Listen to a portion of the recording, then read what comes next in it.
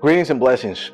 Today's topic is very special and is dedicated to our loved ones that are no longer here with us in the physical world, but are indeed in the spiritual world, very close to us, closer than what we can imagine.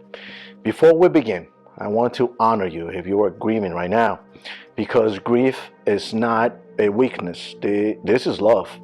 It's love trying to find a new place to live. If you've been feeling the silence after a loss, the empty space in your home, the sudden moments where your chest tightens, I see you. I will speak gently, with respect, for the ones that are currently going through grief. Because everyone's process is secret. Sometimes the hardest part is not only the pain, but the confusion. You can feel them in your heart, but your eyes cannot find them. You can hear their voice in your memory, but the room feels quiet and the mind starts asking questions. Where are they now? Are they okay? Can they see me? Did I do enough? Did I say enough? If you have asked any of these questions, you're not alone. In Equilibrium Holistic, we believe we are spiritual beings living a physical experience. That means your loved one did not become nothing. They change form, they change location. They return to a reality that is closer to spirit, closer to source, closer to home. And I know the word home can feel emotional, but I want you to hold it softly for a moment. Because when we pass away, we return to our home, not as a punishment, not as an abandonment, but as a return. And when you look at life from this perspective, something begins to soften. The pain may still be there, but the fear begins to loosen its grip. Today, I want to share a simple, compassionate way to understand this. I want to share a metaphor that many people find comforting. Think of life like college. You arrive, you learn, you struggle, you grow, you meet people, you form bonds, you take tests, you discover what you are made of. Some days you feel inspired, and some days you feel lost. Some days you want to quit, but you keep going. And one day you graduate. Graduation does not mean you stop existing. Graduation means you completed a cycle. You accomplished what you came to accomplish in that chapter, and then you move on. The passing of our loved ones can be understood like that graduation. They completed their curriculum here. They fulfilled their purpose in the way their soul planned it, and they moved into the next stage of their journey. And just like someone who graduates might still call you, still love you, still think of you, still guide you, still want the best for you. Our loved ones remain connected because love is not limited to a physical address. Love is frequency. Love is vibration. Love is a bond that does not disappear when the body changes. Now, I want to be very careful and respectful here. This is not about forcing yourself to be positive when you are hurting. This is not about pretending you do not miss them. Missing them is natural. Crying is natural. Feeling angry is natural. Feeling numb is natural. Grief comes in waves. Some waves are soft. Some waves knock you down. And you do not need to judge yourself for any of it. But what I want to offer you is a gentle reminder. Your loved ones are closer to us more than what we can imagine. Our loved ones are a thought away from us. And if that feels hard to believe right now, that's okay. You do not have to force belief. You can simply practice openness. You can say, I am open to feeling supported.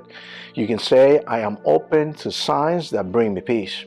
You can say, I am open to remembering without breaking. Because healing is not forgetting. Healing is learning how to carry love in a new way. Let's talk about why they can feel close.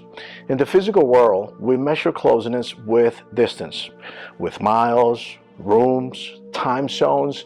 But in the spiritual world, closeness is measured by resonance, by connection, by energy, by the heart. That is why sometimes we can think of someone and they will call you. That is why you can walk into a room and feel tension without anyone speaking. That is why music can bring you instantly into a memory. We are energetic beings. We have a mental body, an emotional body, and an energetic body. And when someone who love passes, the relationship continues in that subtle space. Not in the same way, but in a real way. Many people might feel guilty for laughing again. They feel guilty for enjoying life. They feel guilty for moving forward. If that is you, breathe with me for a second. Your loved one's love is not asking you to suffer to prove you care. Love does not demand punishment. Love wants your life to continue. Love wants you to grow. Love wants you to find purpose because your journey is still unfolding. And sometimes when we are in deep grief, we start looking for one big sign, a dream that is undeniable, a voice, a clear message. And sometimes that happens, but often the connection is quieter. It is gentle. It is subtle. It is like nature, a breeze, a feather, a song, a number, a feeling of warmth, a sudden calm, a memory that arrives exactly when you need it. And because we are human, the mind says that's just coincidence. But in our path, we remember that there are no coincidences. Everything happens for a reason. So today, I want to share techniques that can be practiced to communicate with our loved ones, like meditation, asking our loved ones for a signal. And I want to keep this grounded and gentle.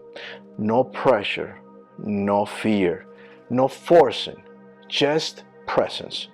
Technique number one is the simplest and also the hardest when you are grieving, is to breathe. Because grief can pull you into the past, into replay, into regret, into what if. And anxiety can pull you into the future, into how will I do this without them? But breathing brings you back to now.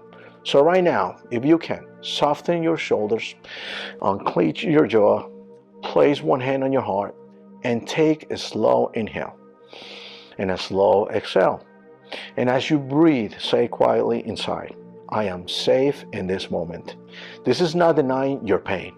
This is giving your nervous system a small island of peace.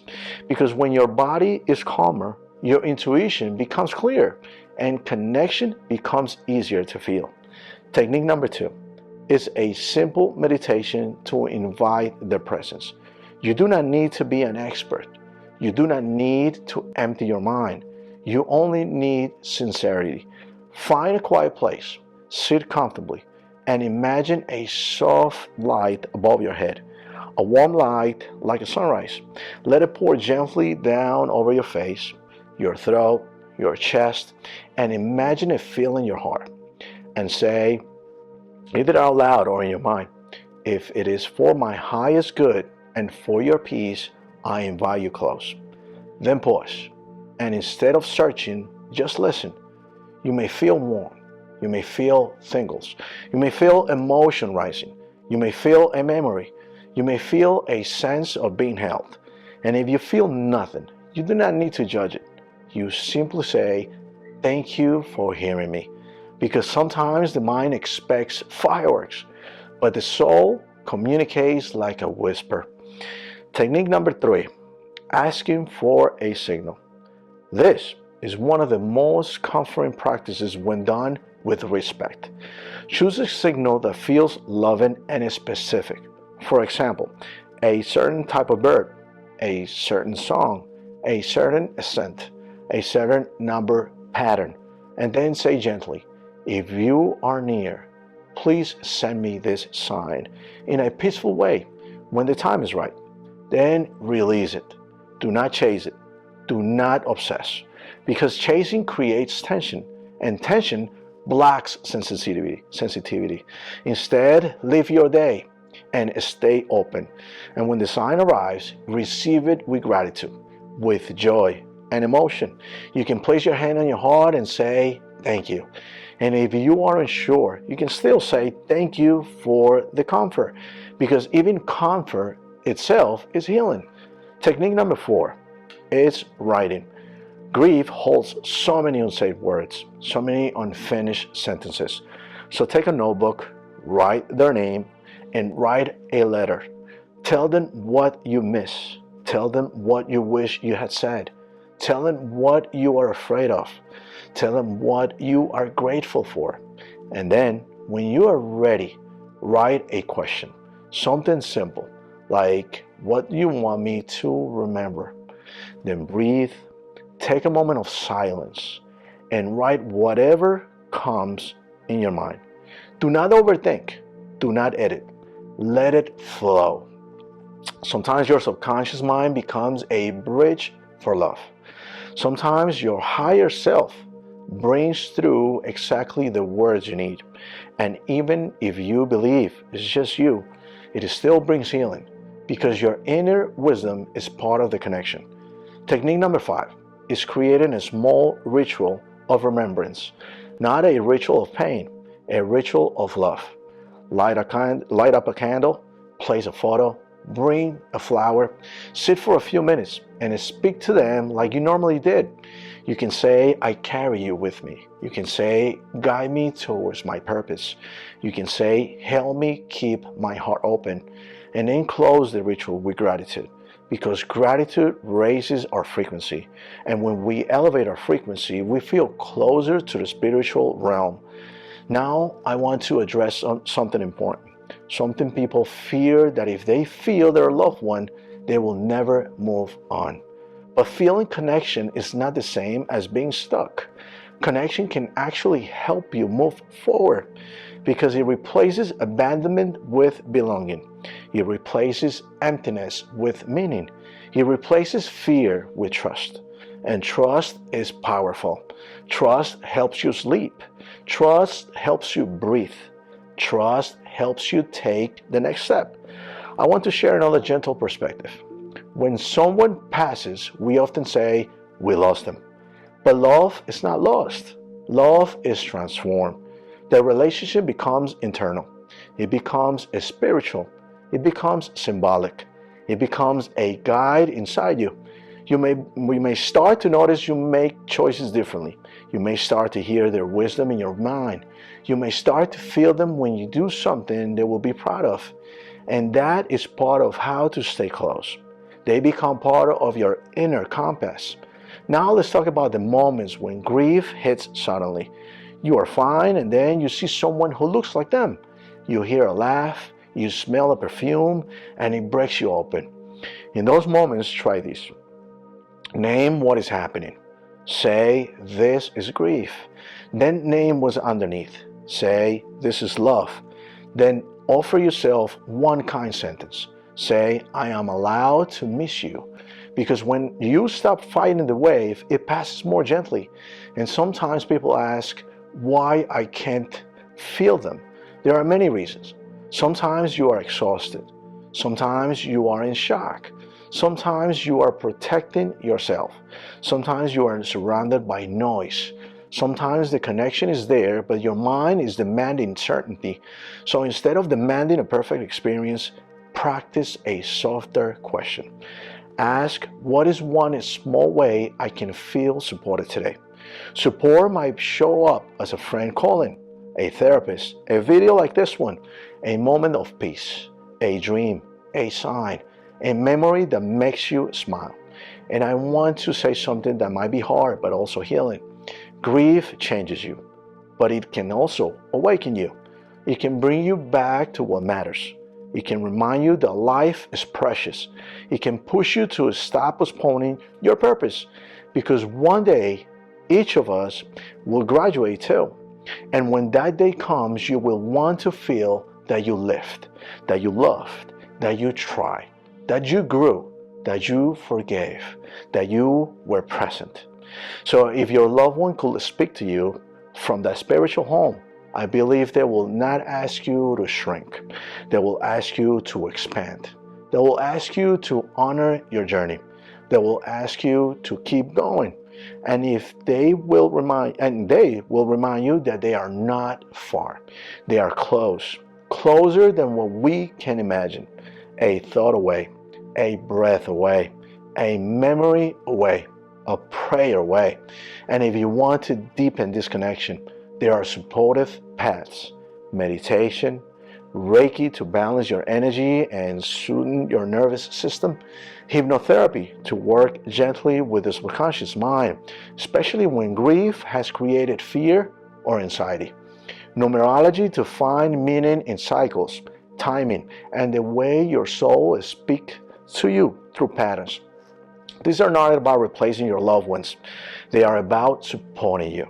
They are about helping you carry love with less suffering. And as we come closer to the end, I want you to do one more small practice.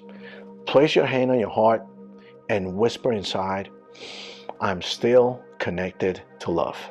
I'm allowed to heal. Guide me towards peace. Take one slow, deep breath. And if tears come, let them be sacred. Because tears are also energy. They are release. They are cleansing. They are proof of love. And love is eternal. We are eternal. If you or your loved ones are currently facing a loss or a difficult moment, do not hesitate to contact us. We offer companionship and many other techniques to help you. Visit our website and subscribe to our channel. Till next time, thank you, thank you, thank you. Lots of blessings.